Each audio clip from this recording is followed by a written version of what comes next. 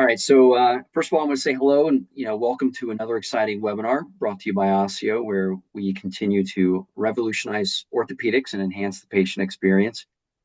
For those who don't know me, I'm Brian Jones, the Vice President of Product Marketing and Medical Education. Those on the call who are new to Osseo, we are a material platform company with a proprietary material. It's called OsseoFiber. Dr. Nirav Amin is going to explain a little bit of that later on. We're a new category of biointegrative implants that are stronger than any non-permanent implant in the past. And in about 18 to 24 months, this material will transform into bone. Tonight's webinar covers another area that we're very excited to explore, and that is ACL repair. We have an esteemed surgeon group with us that I'd like to introduce. First off is Dr. Greg DiFelice from the Hospital for Special Surgery in New York. Dr. Scott Sigman from the Orthopedic Surgical Associates in Chelmsford, Massachusetts. And then our moderator will be Dr. Nirav Amin, and he comes from the Premier Orthopedic and Trauma Specialists in Pomona, California. And if during this webcast tonight, if you have some questions, we ask that you use the Q&A button. It's at the bottom of your screen, and those will be coming to all of us, and we'll be able to hopefully answer your questions during the Q&A session at the end. And so with that, I'm going to turn this over to Dr. Nirav Amin, and he'll walk us through the webinar. Hey, thanks, Brian, for introducing us. We're very fortunate today to have one of the godfathers of the ACL repair, from the dynamic history of going in from only in reconstruction to now having the possibility of this new wave of technologies that are coming our way. On this esteemed panel today, we have Scott Sigman, who's done over 100 ACL repairs, and obviously Dr. DiFelice, who is published in this space, well known in this space, kind of talking about the avenues or platforms. To kind of make it interactive over the course of this talk, I want to make sure we can all have questions and dialogue going forward. So I'm going to actually add a couple of cases on, and you'll see me interact with Dr. DiFelice and Dr. Sigman throughout the case. But before we even get to that, let me do a little quick introduction of the OsseoFiber technology and platform. Let me kind of explain what it is in a quick setting that's efficient, and then we can get to the kind of exciting stuff. I think what we're used to in this slide is very simple, a bunch of metal and screws, right? And then when we look at that material or we look at that slide, we see the biocomposite material. Scott says is the best. You put the biocomposite material in, 2 years later, you take the biocomposite material out. Implant goes in, implant goes out, and no integration takes place. So then you get to this place of you go, hey, look, I want this material that has very robust fixation, AKA has a fixation or strength such as metal, but I want it to go away. I don't want it to be there permanently. So the idea of the biointegrative properties of Osseo is the absolute critical foundation of what Osseo is. So what is it? A lot of people ask, well, hey, I don't understand. You use this biomaterial. You talk about all these mineral fibers. I don't get it. It should have some inflammatory reaction. Let me make it really simple for you.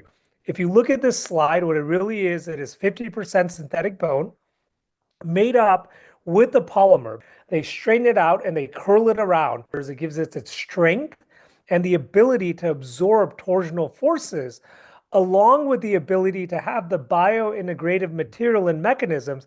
When the osseo material is actually placed into cortical bone, it allows it to have the same level of pH as normal bone. So you don't get those variations in the pH, which decreases the ability and levels the playing field for the pH, where you don't have this inflammatory reaction taking place.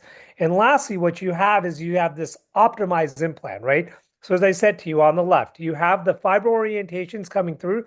So think about a tube or a vessel, straight lines, and then coiling around to give it the strength.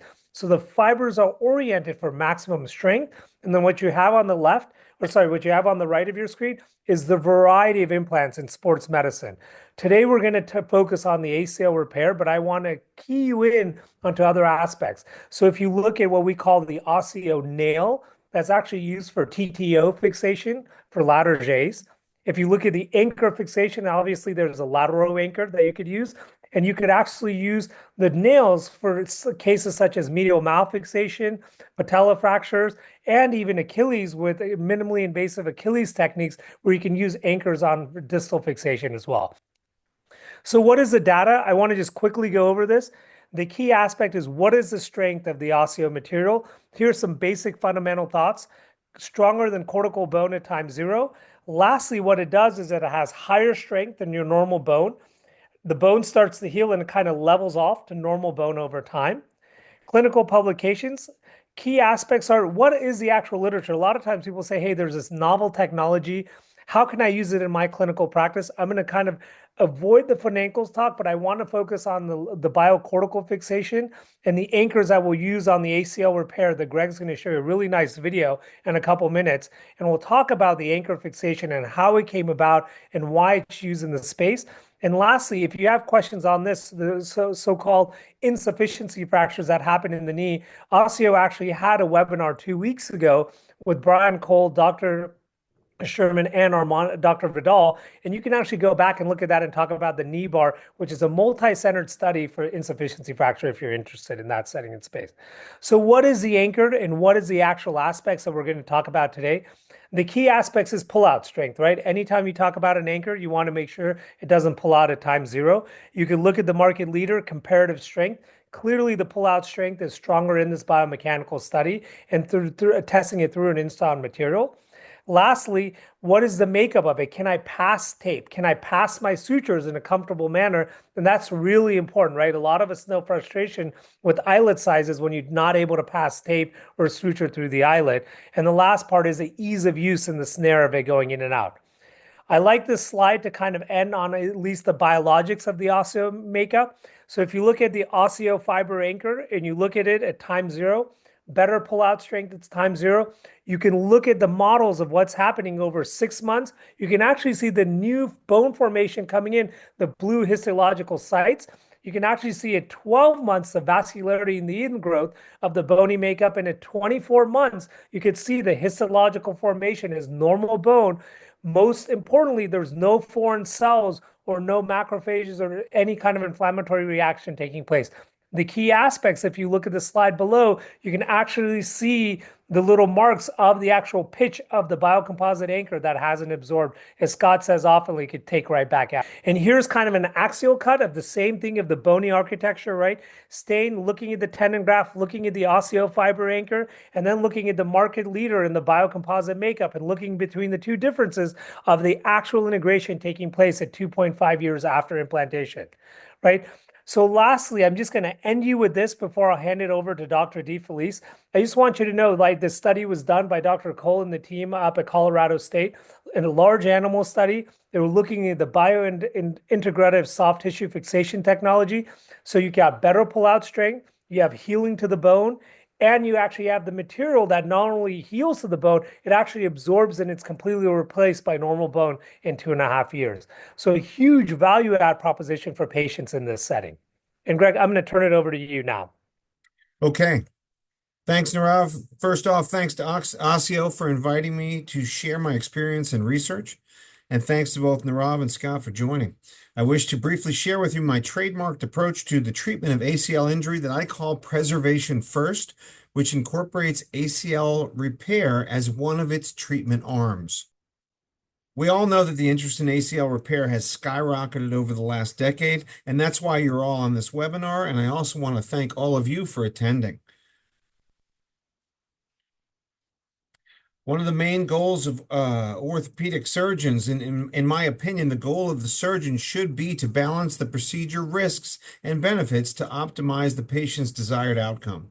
I don't agree with the current one-size-fits-all approach of reconstruction for all. I feel that it is clear that we need more tools in our toolbox. And all of my research is focused on this. We have to be honest with ourselves as surgeons. We all know deep in our bones that the clean tear on the right has a lot better chance of healing than the shredded tear on the left. The teaching that the soft tissue heals to bone predictably in every other location of the body except for the ACL, to me, has always seemed to be a ridiculous notion. This led me to innovate in my early practice. At the time, around 2005, because arthroscopic cuff repair was burgeoning with new gadgetry, I realized that I could use similar techniques in the knee with good effect.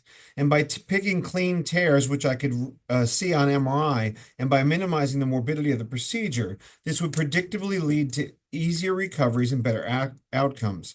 After all, if you close one eye and tilt your head, the cuff looks just like the ACL. In reality, I often refer to my technique as the cuff repair of the knee, and that is exactly why I use suture anchors for my repairs. For the first 15 years, I used synthetic anchors, either biocomposite or PEEK anchors, depending on the bone quality. However, the biocomposites were too soft, and they left cysts at times, and the PEEKs and the sutures left a real synthetic burden in the knee, and these problems are undeniable. I wanted to go biologic, and thus I had to innovate further. The first change was to active braid, which I helped to develop. It is the first of its kind collagen co-braid that provides extra biology in the repair itself. It is as strong as synthetic suture, but half of it is pure collagen that wicks up blood like a sponge. This enables me to perform a biologic anatomic arthroscopic ACL primary repair that I will show you shortly, and I have been doing just that since September of 2023.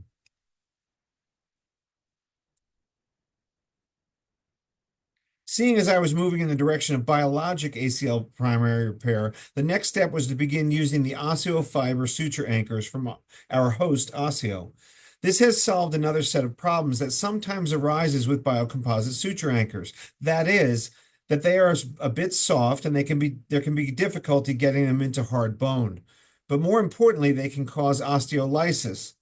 Switching to PEEK solves the soft problem, but it adds the synthetic problem, and Osseo solves both of the problems. I have been using Osseo anchors exclusively for all soft tissue to bone surgeries in the human body for several years now, and I have been very pleased with the technical aspects and the outcomes.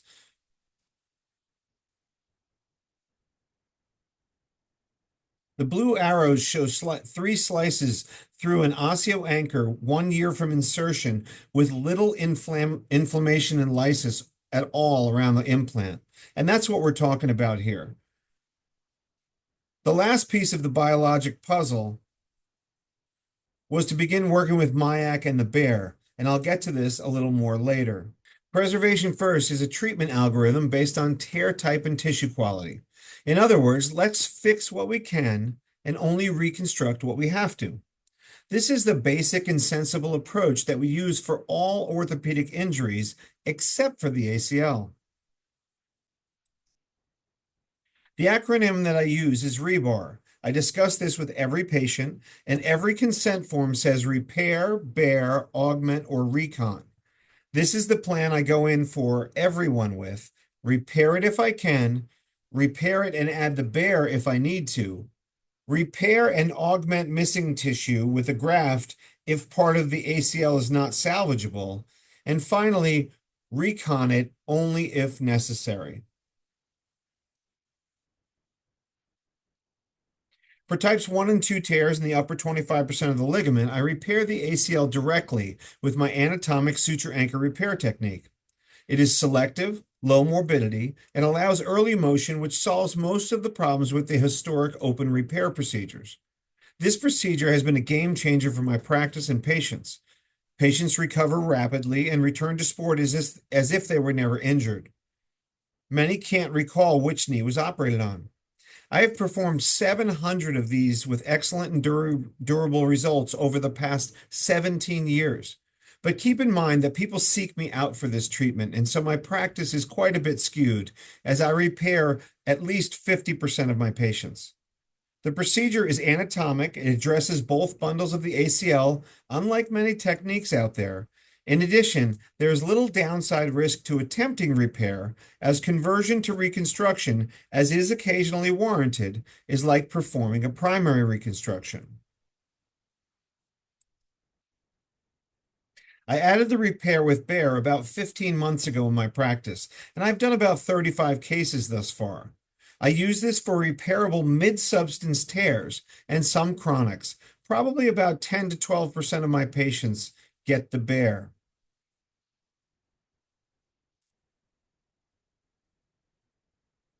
For type 2 tears with only good quality or some loss of tissue, which is critical, typically the PL bundle, I'll repair the remnant and add an augmentation graft with internal brace, actually with suture augmentation to it.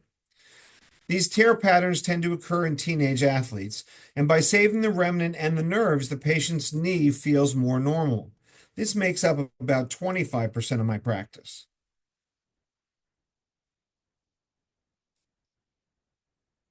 And finally, for most type 3 tears, especially those with suboptimal tissue quality, and for revisions, I will perform a reconstruction with suture augmentation.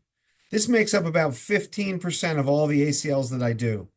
ACL reconstruction is an effective procedure. It's just that not everyone needs it, and I only use it as my last resort. And Scott, can I ask you while Greg's loading the video, Sure. what percentage of your ACLs are ACL repair versus reconstruction in your current clinical practice?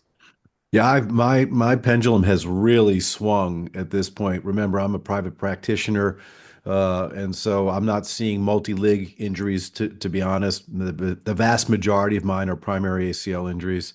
So literally, as high as 75% of my ACL surgeries now are repair with the bear versus reconstruction. Wow, pretty high number. Over what time frame? Over the last 2 years? Over the last 5 years? What's that time frame shift? It's really been over the last 2 years. I've been doing these for 4 years as soon as the bear became commercial. And really in the last 2 years, as I've gained more confidence with the outcomes that I've been seeing and following with my patients, have I progressed to that type of number. Interesting. Okay, thanks, Scott. Go ahead, Greg. And look, that's kind of how things go when you jump into this game. It's like you have a lot of trepidation when you first start. And look, in the first 5 years, I've been doing this for 17 years. In the first 5 years I did this, I only did 20 patients.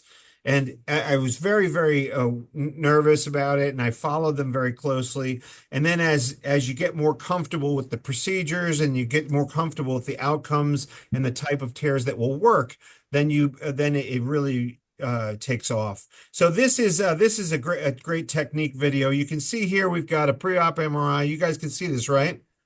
Yep, we're Yeah, good. Okay, we got a exact same. proximal type 1 tear. A few people might say that's a partial. We're going to open up the notch ever so slightly to get some bleeding. I use active braid sutures, which are again that collagen co-braid. We're going to put a modified Bunnell stitch up the AM bundle, going back and forth. I don't like to use looping cerclage stitches because that can strangle the ACL. We're going to go ahead and put that in the park it out the AM portal, an infromedial AM portal. We're going to go ahead and put another set of stitches up the PL bundle. And there's usually more PL bundle up there than you think there is. Sometimes it's wrapped around the PCL, and if you can dissect it off the PCL, that's great. Now we've got 2 sets of sutures. We're going to flex the knee up to 115. Greg, can you pause for a sec? I will pause. We're going to flex the knee to 115. We're going to punch and tap, and this is where the osteo anchor comes in real nice. Go ahead, and Nirav, you were going to say? So quick question, Greg. So interesting enough, right? So because of the osteo anchor advantage here, right, where you're punching and then you're tapping here, big difference, right? So if you use another anchor from a competitive company, right, often they'll ask you to drive a 2-4 pin in and then a cannulated reamer over the top. So if you do that, you can catch your sutures. I don't know if that's happened to you, and you can actually cut your sutures on your ACL repair. So it's really advantageous here using the osteo anchor here because you tap, sorry, then you punch and then you tap. So you don't have the reamer. As you notice, Greg passed his sutures first, and now he's prepping his site for the anchor. The other part I would stress to you is what Greg said earlier. Notice his knee position of where he's putting that. So Greg, you're putting this anchor with 115 degrees of flexion, correct? Absolutely. That brings the PL bundle forward towards you so you can feel comfortable. You can literally look right at the tuft of tissue left on the wall. And, some people get into taking the shaver and roughening the wall where the ACL inserts. You don't have to do that at all whatsoever. In fact, I would discourage you from doing that because those are the fibers that are going to grab the clot and allow it to heal. So I just punch and tap right into the PL bundle, the little hairs coming off the wall.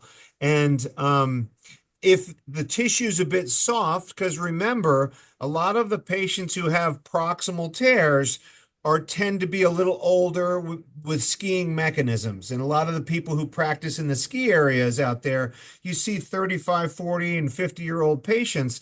You don't even have to tap the wall. And that's the great thing about the osteo anchor is the darn thing is hard as PEEK, but yet it grows in. And that's the great part about it. And when I finally learned about it and became comfortable with it, I switched my entire practice.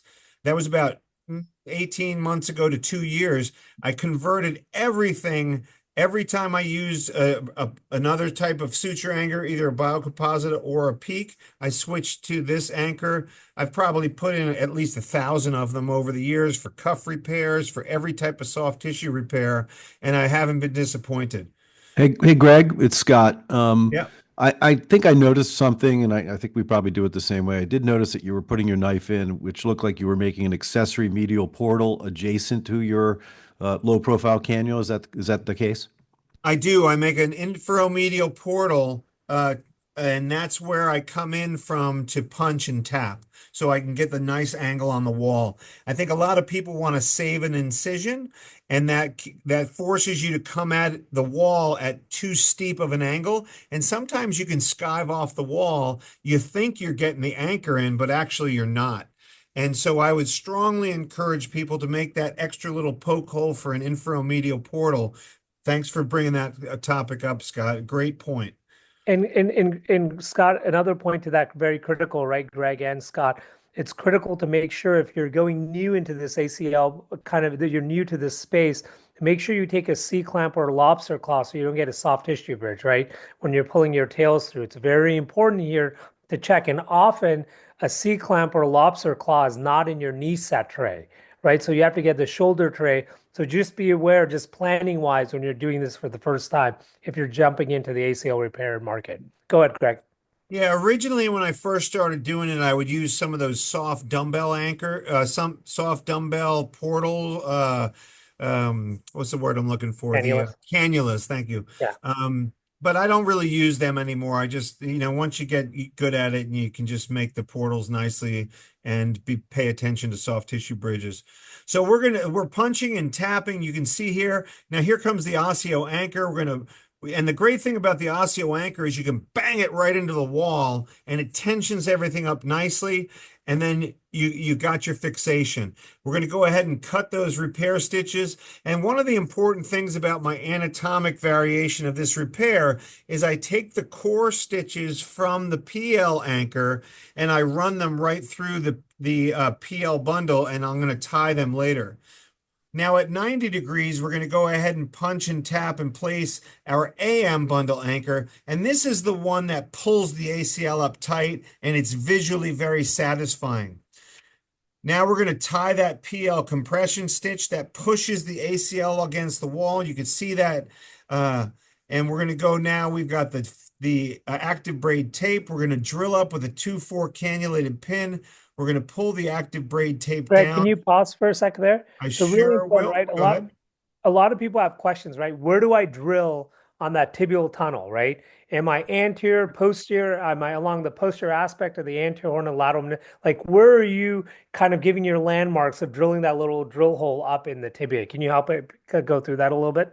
Yeah, sure. There's several papers out there that show that when you put that suture augmentation in the anterior third of the ACL, that it's more efficacious biomechanically. So in the beginning, when I first started doing this, like a dog's age ago, I tried to put the suture augmentation through the center of the ACL repair because to be honest with you, it would be sexier if you could bury that suture augmentation in the center of the ligament and not see it.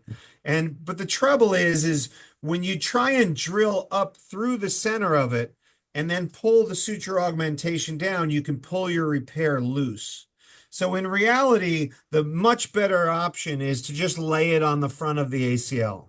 And that suture augmentation is, we've shown in a prospective study that that does not at all capture the knee, stress shield the ACL, or do anything like that. It's just laying there as a check rein.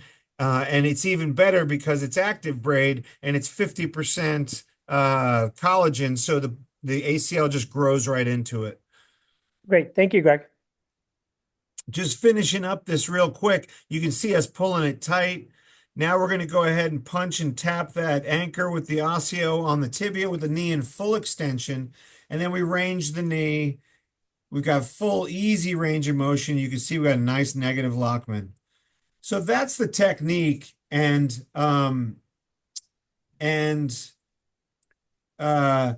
we can talk more about it because there's a lot of people who have different ways. I know Scott does it slightly differently. And it's good to talk about all these different ways so people out there can decide which is best for them. Yeah, and Greg, critical, right? So like you put the knee at 115 degrees to make your posterior, right? To make your posterior lateral bundle reconstruction. And then you put a second anchor in. Scott, you work in the private practice sector, maybe not as friendly to multiple implants and anchors, maybe a little more cost sensitive pressure wise. Maybe kind of go over a little bit, Scott, what your thoughts are in this and kind of go over that if you don't mind. Yeah, so I come to this from a little different area. It's interesting. I always like to say when I get started on these talks, right? I've been doing this for 35 years, and I like to say it out loud. We really suck at rotator cuff repair and ACL reconstruction. And for you to think otherwise, you're not really paying attention to what you've been seeing over the 35 or 40 years that we've been doing this alive. So the bottom line is we have high failure rates. We sort of look the other way. It doesn't matter which size, what graft you're using for reconstruction in particular. So, I like to say in the first 20 years of clinical practice, I was a mechanic. In the last 10 years, I've really become a biologist. So I firmly believe that biology is key for outcomes. And I really drew from my experience within the rotator cuff. I've been using collagen in rotator cuff repairs for over a decade. Following Greg along, he's one of my favorite podcast guests. We call him the ACL repair whisperer, well ahead of us on the concept and ideas of ACL repair. And then it was about 4 years ago in particular, once it became commercialized, that the bear became commercialized, that's when I really dipped my toe into ACL repair. And then drawing from Greg's data as well, if you look at his data, his ACL repairs over the age of 18 did outstanding, nearly 100% success rate, but under the age of 18, a very high failure rate. So the question was, is there something that we can do by adding in biology to our ACL repair that will help and we can take advantage of for our patients moving forwards? That's where I draw from my experience coming into this. So we're going to share a case today, and then we'll talk through it a little bit as to the technique that we're doing as well. So this is a 14-year-old. Just so everybody knows, the bare ACL just about a month or so ago received an update on its on-label FDA use for now the adolescent and pediatric population. It's a little bit of a question I just got asked this today. What does that mean? Well, literally it means from 2 years of age or older. Not that any of us are doing 2-year-old ACL repairs, but the point is there are a lot of 9, 10, and 11-year-olds with wide open growth plates that have these injuries that are now candidates for a standard ACL repair with the use of a bare augmentation. And for me, I've made the transition to osteofiber now for all of my ACL repairs, and I'll explain why. So this case in particular is a 14-year-old acute knee injury, Tanner stage 3. Growth plates are closing but still open. And this is a Sherman type 2.5. With all due respect to Seth Sherman's father, the classification falls a little bit short as far as, truly understanding the various different types of ACL tears that we see. But this kid had no meniscal pathology as well. This is our MRI scan here. We'll show a quick video. You can see the injury, avulsed, but then also mid-substance injury as well, with an isolated MCL, no additional ligamentous pathology or meniscal pathology as well. And as we go here, Scott, yeah, go ahead, can I Nirav. interrupt really quick? So Yeah. you get that MRI in the clinic, right? Yep. And the parents come to you and you say, hey, look, you have open growth plates. You need an ACL quote unquote repair. Do you plan and have that discussion for reconstruction as well in this setting? Like, how do you navigate that conversation, right? You saw the MRI you in your mind know what you're planning to do. You can do an osseo anchor, right? Where you're going to biologically augment it. But what do you tell the parents in that setting and space? Yeah, so every single one, just like Greg had explained, gets the addition on their consent for an ACL reconstruction. My go-to for this population and most of my patients is an all-inside quadricep tendon repair. So that's what we would have consented the patient for simultaneously as well. And I think Greg's point was exactly right. You know, you put your toe in the water, you get used to this, you do a bunch of them, and then you sit back and you wait, and then you get more confidence. You see how they're doing. The ones and twos were pretty basic for me to understand why I would want to repair those. And then we started getting into the threes, and I've done a fair amount now of the mid-substance tear patterns, adding biology, and these patients can do quite well. You know, to those that are listening here, like there's so much viable collagen in this picture to the left. Not only is there collagen, right? There are nerves. There are proprioceptive nerves in this ACL injury. There's blood supply and vessels that are present there. We know that ACLs typically wouldn't heal because they wouldn't form a blood clot. So for me in particular, the addition of biology with a collagen implant to create a blood clot around this makes a lot of sense to me. You can see here, this is my repair. We have robust tissue. I'm doing a single anchor. Again, I'm in private practice, as Nirav said. I have concerns with my ASC as far as what we can spend and not spend, and trying to find that sweet spot and still getting good outcomes. So I'm doing a single anchor repair on these patients. I will tell you, I think it's very important to make sure that you do get this far enough back. I've had a few patients where I was previously using a button technique, which I've completely moved away from at this point as well. The buttons, because you think you're far enough back, you're not. You're too far anterior. If you get your internal brace, these things are pretty hard. You know, there's a lot of strength to these internal brace sutures. You can limit yourself on knee flexion if you're too far anterior. So please make sure that you are seeing the overtop zone. As Greg said, I don't remove any tissue off the wall if I can help it. I want all that tissue to be there, but I do try to make sure that I'm far enough back on my femoral anchor to make sure I'm doing a decent job. You can see here it's a single anchor. I'm using the osseo technique, which I love now. It's really awesome in the setting of open growth plates, right? We're completely avoiding the growth plates on both the femoral and tibial side at this point. You know, most children's hospitals, they'll do one of these fancy sort of LET sort of temporary operations for these younger kids, and then they say, we'll bring you back and then we'll do something later on. Now with the osseo anchor and now with the on-label indication for the bear, you can literally feel very comfortable about repairing these kids and avoiding growth plates altogether. And then Scott, so yep, please. and now, are you doing a luggage tag? I see the two sutures there. Are you doing a luggage tag? So Greg talked about doing a Benel stitch. Are you doing a luggage tag on these? Like how are you suturing the ACL into the osseo anchor here? So keeping it super simple, I do two passes one direction, two passes the other direction. So a Okay. total of four passes. No Okay. luggage tag, so we're not trying to compress, but just sort of moving our way up into sort of a modified Benel, if you will. But two sutures. So you flip your suture passing device one direction, then you grab the other suture on the other side, and then you go up on the other side. So that has been very straightforward. Then we preload the internal brace suture is part of the osseo anchor. It's preloaded as you're going in on the femoral side. So you have your internal brace that's also going to be down and pass through your bare implant as part of your construct. It's set up for you on the back table.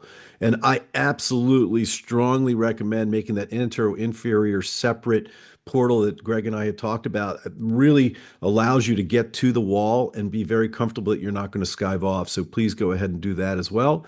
And again, in my hands now, this is an operation that we're doing without a tourniquet, which is huge. The tourniquet goes on. We never inflate the tourniquet. Even when we're making our larger arthrotomy over the anteromedial zone, that does not have a significant amount of blood supply, so it actually stops bleeding nearly immediately.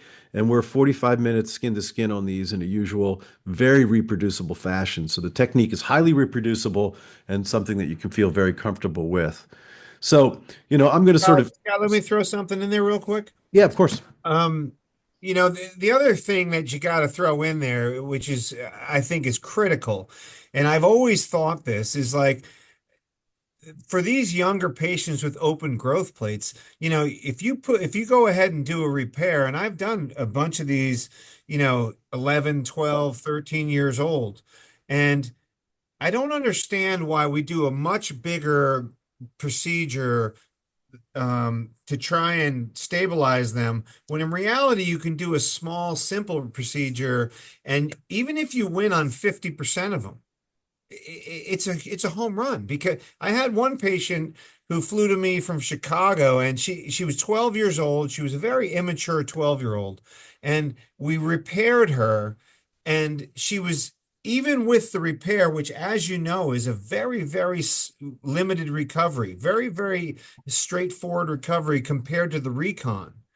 And even with that, she had extreme, extreme difficulty. However, she healed her ACL. She got a range of motion. She made it up till she played all the sports until she was 18, and somebody took her out, and she re-injured. And when I went in to do her revision, repair to recon, it was as if it was the first time I'd ever been in there. And that's the thing you don't see when you do recons. When recons fail, you go in and the knees, it's just not right. But when the repairs fail and you go in, it's almost as if you'd never done surgery.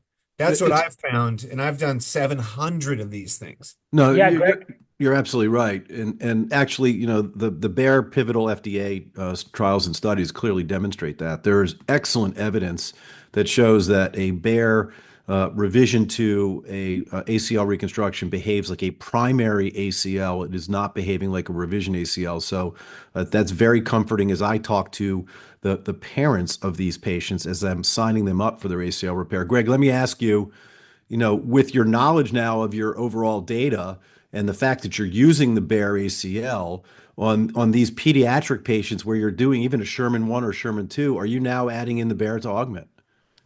I've been leaning toward it a bit more. You see, there's a little more nuance to the data that we talked about earlier. My paper that showed we looked at 113 patients or around there, and maybe 24 of them were under 18, and of that 24, we had a 37% failure rate. But we now have 5 to 8 year data on that same group, and no one else in that young group has failed. So we have a bunch of people who have durable results. And I'll say quite honestly that I probably was a little overzealous in the beginning to try and help the young kids, and I probably over indicated some people. And so currently, it's not that I've stopped doing ACL repair for people under 21, but I'm very, very meticulous about the level of sport, the level of laxity in their knee and their overall ligamentous laxity. And I'll limit it to people who have perfect tears, and I'll add LETs, and I have a very low threshold to add the bear. But it's not that I've stopped doing them at all. I think I'm just more picky about it.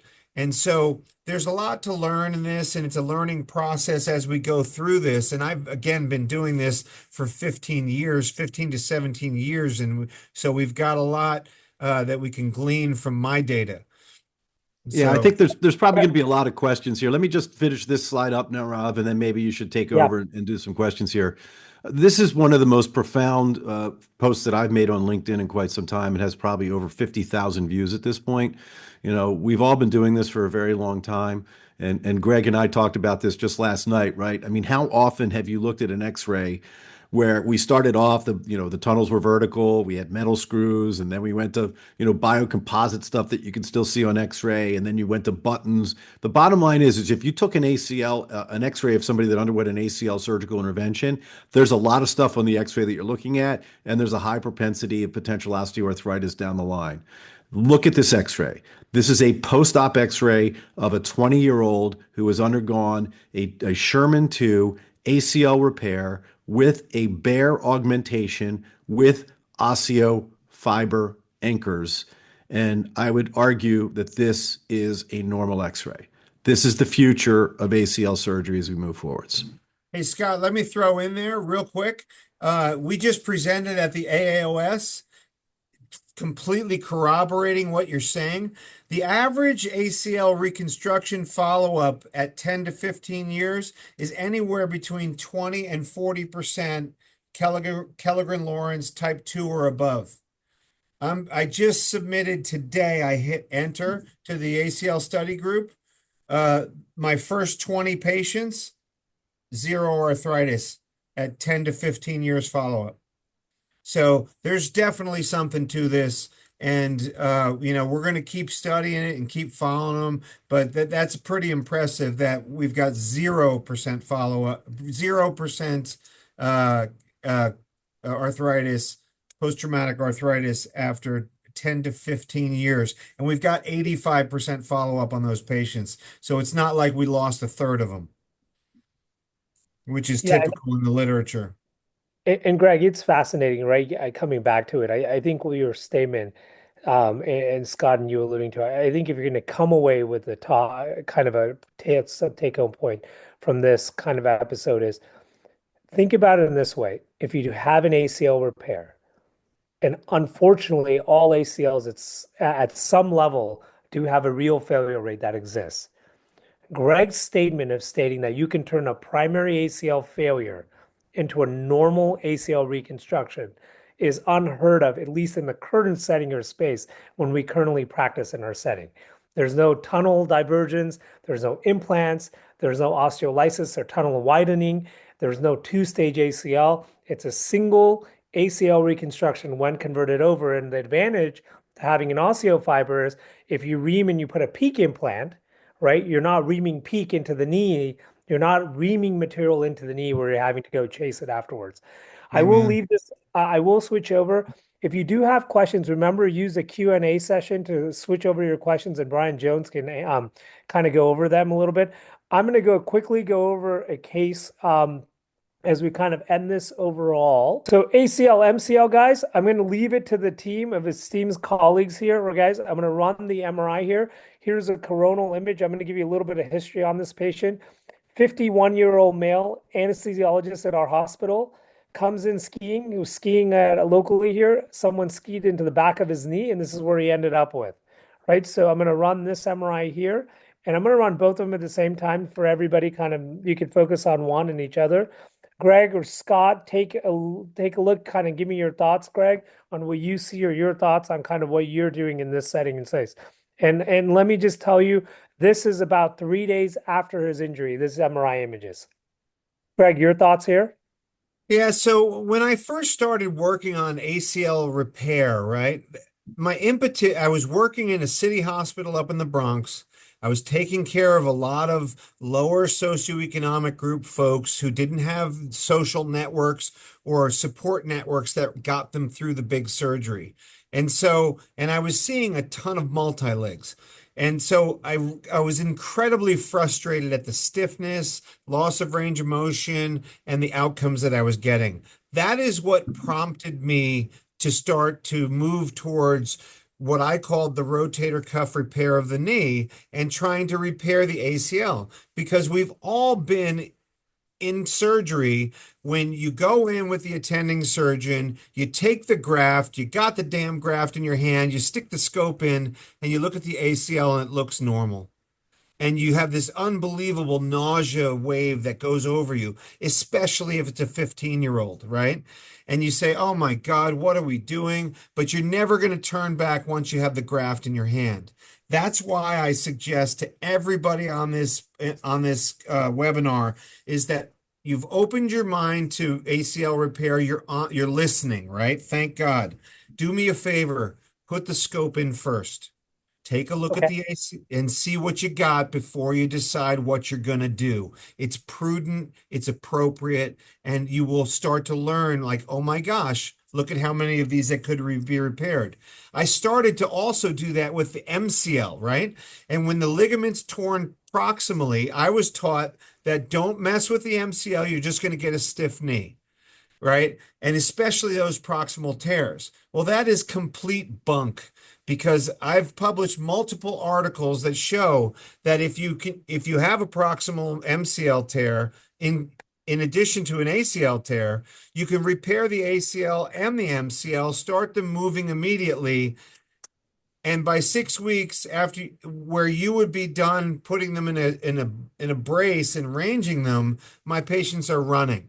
And if we have enough time, I have a video of a professional rugby player who is running 6 weeks after ACL MCL primary repair. So for this patient, especially in a 50-year-old, I would repair both of them as soon as they came to me. I would take them to the OR. I'd repair the ACL and the MCL, move them immediately, and allow them to weight bear immediately.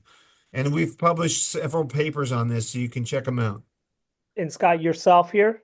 Yeah, so Like, if this are if you- this if this were one of my Division One athletes, then yeah, I'm all over it. I'm repairing the MCL, and then I'm going after the ACL as well, prepared to do an ACL repair versus reconstruction. If you stop the medial meniscus, has definitely got some pathology. If you stop Yeah. on the lateral right about here, go back to, if you can, there's definitely the lateral meniscus looks a little funky. Actually, it looks like the entire tibia is subluxed slightly.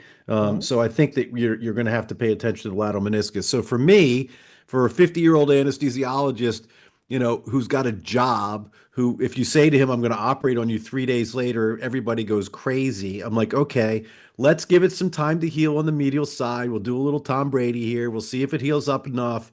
And then when it's time for surgical intervention, I'm consenting them for an MCL repair. I'm consenting this patient for an ACL repair. I think I'm going to repair that with a bear, honestly. I think there's a chance to do so. And then obviously you have to be prepared for all of the meniscal stuff as well. So that would be my thought process. Okay. So I will be open, Greg. I went probably with the Dr. Sigman route here. I treated him non-op, right? So here again is the pre-op images. So intraoperatively, let's say he's 6 weeks out, right? Plan to go do the ACL repair versus reconstruction, as you gentlemen alluded to. And then these are the interop preoperative valgus stress views, right? So you can see the medial side opening up slightly. And then this was kind of my concerning point here. So here's the next images. I go in and you can see a drive-through sign on the medial meniscus. You could see the all inside medial meniscus repair. I think, would you gentlemen both agree here? Would you, either of you, treat the MCL non-operatively at this point, looking at this medial meniscus view? No, it's operative, but I'm going to make sure I do it after I do the meniscal repair, because that's the best damn view I've ever seen of the medial compartment for a meniscal repair. 100% on that one. Yeah. Right. Sometimes you get lucky, right? So I think the other question becomes, hey, there's some people who say, oh, it's a 50-year-old and it's in the red, white zone to even repair. But I think most of us, at least the three of us on this panel, all agree to repair the meniscus, right, in that setting. Yeah, that's a chip shot. That's a chip Yeah. shot. Yeah. Then here's the lateral side, right? So here's where it gets dicey. Scott kind of mentioned to me a little bit earlier, right? He kind of subtly pointed out some MRI findings. You could see that the patient not only had a radial tear of the posterior horn of the lateral meniscus where he had a root tear, he also had a parrot tear of a complex horn kind of flipped to the back, right? This is where it got a little bit dicey. So for me, I'll tell you what I did. I tensioned the medial root over, and I know we talk about centralization of the lateral meniscus, so you could see the root taking place on the transtibial root on the far left. And then you could see my all inside repair of the posterior horn of the medial lateral meniscus. And I tried my best to kind of sandwich it together in the aspect. And now, seeing this pathology, Greg or Scott on the call, does this change your aspects of an ACL repair versus reconstruction? I'll give you my thoughts so far. My thoughts are the collateral is open on the medial side. My secondary stabilizers, which are the meniscus on the medial and lateral aspect, are compromised, and my medial collateral is open. I'm a little concerned about just the stability of the knee, right? And I know, Greg, you've published a ton in this space, in the setting on that. So I would tell you, in this setting, chose an anterior cruciate ligament reconstruction. And I know it's different in this panel. Greg, are you pushing on an ACL repair here? Where are you going in this setting? Yeah, I would have no problems whatsoever repairing the ACL and the MCL here. I can show, if we had time, I could show you an oncologist locally to me who had ACL MCLs on both knees. I repaired all four ligaments, and he was back at work in a week in braces, full weight bearing. So look, I understand that nobody has been doing this as long as me. I'm like the crazy son of a bitch who decided he was going to repair everything way back when. And I understand that everybody has to get comfortable with these concepts. And all I'm here to do is provide comfort for everyone that I've been through this. It's okay. You can follow your you can follow your intuition and it's going to be okay. If you can do a sound repair and you can get them up and move them okay quickly, these things will heal and you're going to be fine. And Yeah. I encourage everyone to look up my research on MCL injuries. We've published multiple papers speaking directly to this topic. And I think the reason that we don't do MCL repair is because in the past, when they used to do it, they did it with a huge incision and put them in a cast, and they all got stiff. And that's why we were taught, don't mess with the MCL. I have to say I'm a little conflicted here. I got the both shoulders, what the devil and the angel like rapping in my ear here right now. I mean, I'm conflicted because of the nature of the serious injury here and the high energy injury and the multiple injuries that have occurred to this patient. And so the idea of I can draw from my personal experience where I know that ACL repair in the setting of a low energy injury that typically has an isolated injury will repair very well, and my results are 95% success rate. So I can draw from that. I don't have a lot of experience to draw from in this case here. So it would really be okay, he's a 50-year-old dude. He's an anesthesiologist. He wants to get back to work as soon as possible. If I do an ACL repair, I think he's going to get back to work faster than if I do another incision and do another ACL reconstruction, unless you're doing allograft. So for me, I would really want to look at that ACL to make that decision. It would be an intraoperative decision. Can Yeah. I share a quick video if you don't Yeah. mind? Yeah. Because this is the exact case we're just talking about. This is let me just share real quick. Let me stop. Give me one Yeah, second. you gotta drop out real quick. So this is a professional rugby player who he's about 34, 35, and he tore his very similar injury, ACL, MCL lateral meniscus. And he came to me because I was a big rugby player in my youth, and he said, Doc, I want to play in the World Cup in 3.5 months. Can you see the ACL MCL lateral meniscus? Yes. Yeah, we were good. Okay. So watch the video. This is this player, and I said, look, the only way you're possibly going to play is if we go ahead and repair everything. And he trusted me because I was a rugby player and I'd fixed his fracture dislocated ankle in the past. You can see his exam there, proximal ACL tear with blood proximally. And we're going to go ahead and repair that. You can see it there nicely. He had a small lateral radial tear. This is 6 weeks post-op. Okay. You can see him running. Just running is good enough. But what about the side to side and the jumping? All right. That's 6 weeks status post ACL, MCL primary repair in a professional athlete. And so I just happened to have that video and I knew you were going to show this case. So I wanted to show that. And just so you understand, like these things, it's real and it's okay. So No, yeah, and Greg, that's great great, case. right? Great case. And look, I'll end really quickly. I know we're short on time. So I actually did what Greg and Scott were alluding to. I did not make a big medial approach and do a reconstruction of the MCL. I actually perked the MCL. And what I did is I did tunnels coming across, right? So I flipped the button and then I used an osteo anchor and drill the anchor, put the anchor in on the medial side on an onlay technique, and then shuttle the biologic implant across and then tension it on an adjustable loop.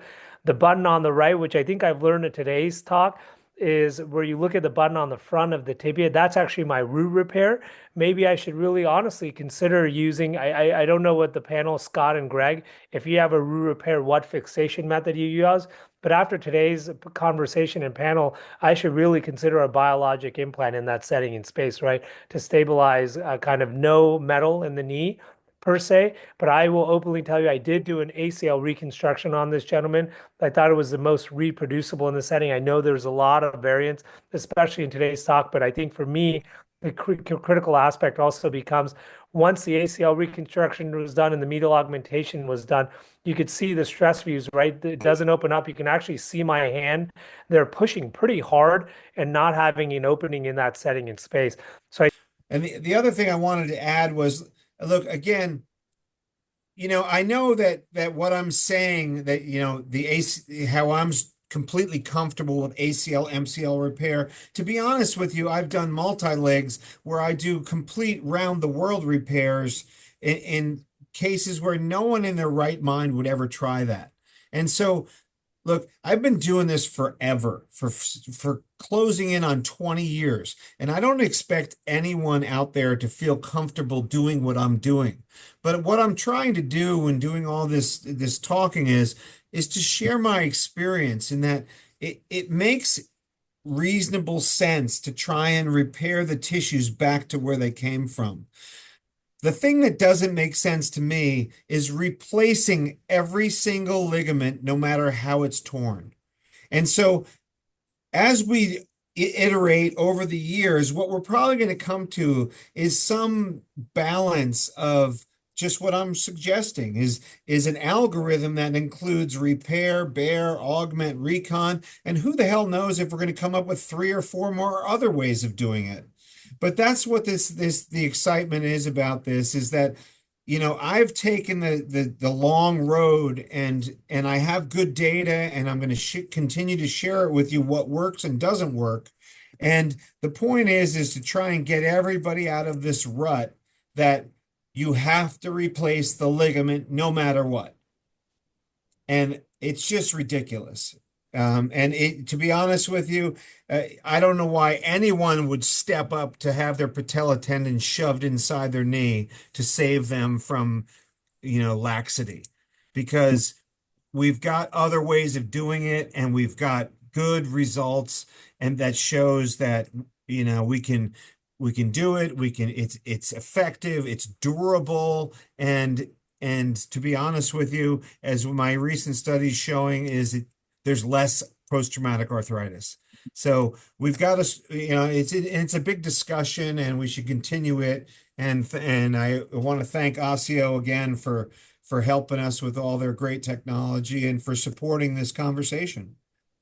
yeah, and I'll close with that. Number one, most importantly, I want to thank Osseo for putting this spectacular panel together. Greg and Scott, fantastic job as always, sharing your insights, expertise, and it's essentially valuable pioneering this space of this ACL repair that historically has been so dominated by a single-ended solution of reconstruction. I will say that early coming out and probably in the near future, Osseo is working on biocomposite screw equivalents for ACL fixation. So if you do have that necessity for reconstruction, you are going to have a screw fixation that's going to have the same biology, but actually have the ability to absorb and cut in to the bone plugs, unlike the current biocomposite markers. So I'll leave with that setting. I think if there's anything I take away from today's talk, it would be the Osseo fiber has the ability to be implanted at time 0 and be gone within 2.5 years, where you can go back and you won't even know you're there. You've heard Greg and Scott say on multiple occasions that it's like a ghost whisperer that was there at one point and 2 years later it's gone. And that's a critical element when we end on this conversation. So again, I want to thank you, and I want to thank Osseo for having us. And everyone, thanks for spending your evening and learning about ACL repair. Thank you.